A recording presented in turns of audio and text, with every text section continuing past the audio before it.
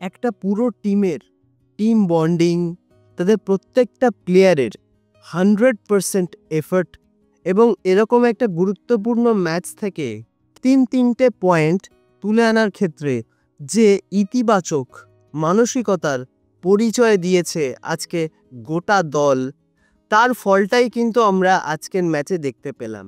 হ্যাঁ, আমি কথা বলছি আজকে ইস্টবেঙ্গল এবং জামশেদপুর এফসির মধ্যে যে গুরুত্বপূর্ণ ম্যাচটা ছিল আইএসএলের, সেই ম্যাচ নিয়ে। অনেক ইম্পর্ট্যান্ট প্লেয়ারদের এইরকম ক্রুশিয়াল ম্যাচে ইনজুরির কারণে না পাওয়া, তারপর আজকে ম্যাচের প্রথমেই কিন্তু রাকিব ইনজিওর্ড হয়ে মাঠের বাইরে চলে গেলেন। তো এত সমস্যার মধ্যেও দলটা যেভাবে লাস্ট বেশ কয়েকটা ম্যাচে একটা পজিটিভ অ্যাপ্রোচ নিয়ে খেলেছে, সেটা কিন্তু বলতেই হবে। এবং আজকে ম্যাচে একদম শুরুর দিকেই হয়তো প্রথম গোলটা পেয়ে যেতে পারত ইস্টবেঙ্গল, যদি না আনোয়ার আলীর শটটা বার পোস্টে লেগে ফিরে না আসতো। তারপরেও প্রচুর চান্স কিন্তু ক্রিয়েট করেছে ইস্টবেঙ্গল, যেখান থেকে অনেক আগেই হয়তো গোল চলে আসতে পারত। প্রত্যেকটা ডিপার্টমেন্টে, সে মিডফিল্ডে সৌভিক চক্রবর্তী বা ডিফেন্সে Anwar Ali, Hector Yuste, Hijazi, প্রত্যেকেই কিন্তু দুর্দান্ত ফুটবল খেলেছে। বিশেষ করে জামশেদপুর এফসি কিন্তু প্রচুর মিসপাস করছিল।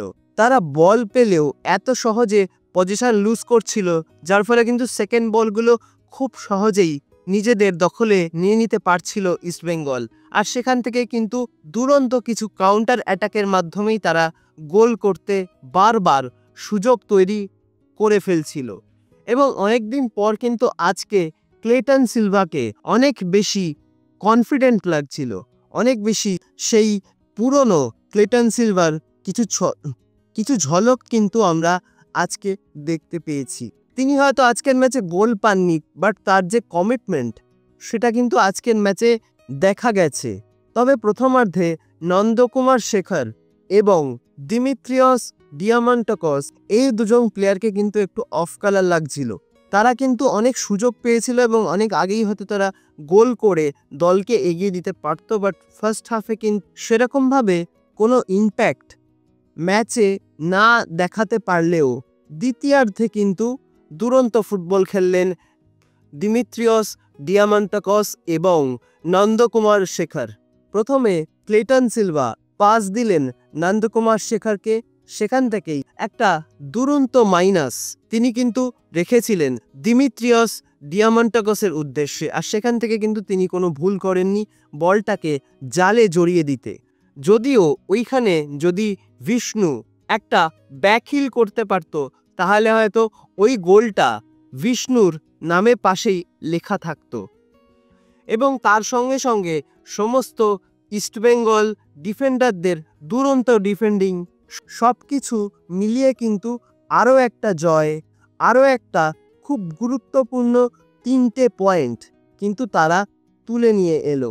তো আজকের ম্যাচটা তোমরা যারা দেখেছো, তোমাদের কেমন লেগেছে অবশ্যই কিন্তু আমাকে কমেন্ট করে জানাতে ভুলো না। আর ভিডিওটা ভালো লাগলে লাইক, কমেন্ট, শেয়ার এবং সাবস্ক্রাইবটা অবশ্যই করে দিও। সাবস্ক্রাইবটা করে দিয়ে পাশের বেল অপশানটা প্রেস করে অবশ্যই অল অপশানটাও প্রেস করে রাখবে, যাতে সমস্ত রকম নতুন ভিডিও নোটিফিকেশন তোমরা সবার আগে পেয়ে যাও যখনই আমি কোনো নতুন ভিডিও পোস্ট করব। তো আজকের মতন ভিডিওটা তাহলে এখানেই শেষ করছি। দেখা হবে আবারও পরবর্তী ভিডিওতে, নতুন কোনো দিন, নতুন কোনো সময়। তোমরা ভালো থেকো, সুস্থ থেকো।